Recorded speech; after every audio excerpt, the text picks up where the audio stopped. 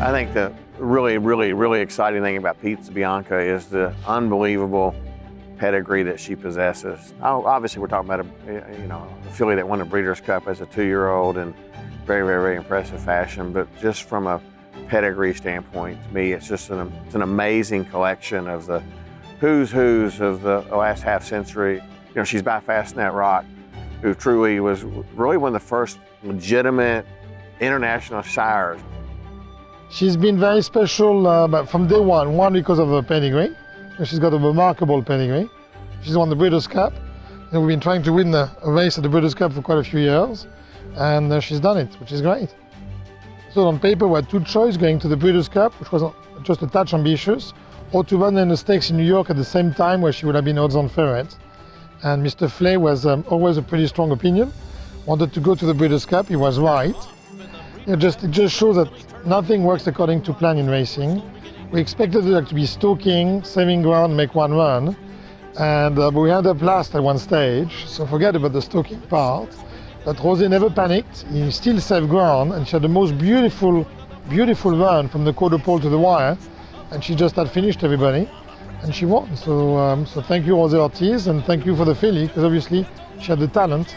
Also coming is Hardy. Who's it gonna be?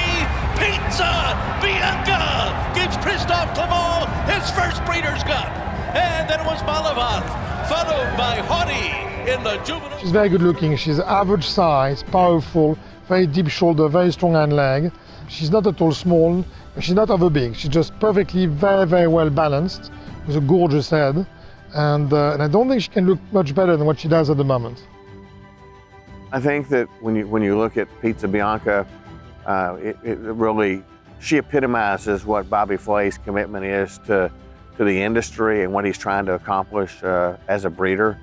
He's been a collector of some of the finest pedigrees in the world, and to see the success that he's achieving as a breeder and obviously as an owner of a filly like Pizza Bianca, it shows you that Bobby's trying to compete at the highest level and is trying to produce the very best racehorses.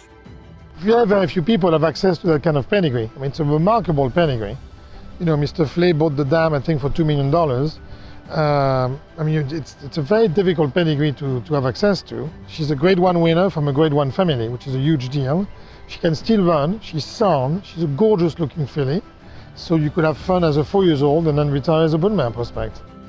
I believe Bobby is selling her because obviously he owns the mare, the dam. He can reproduce another Pizza Bianca.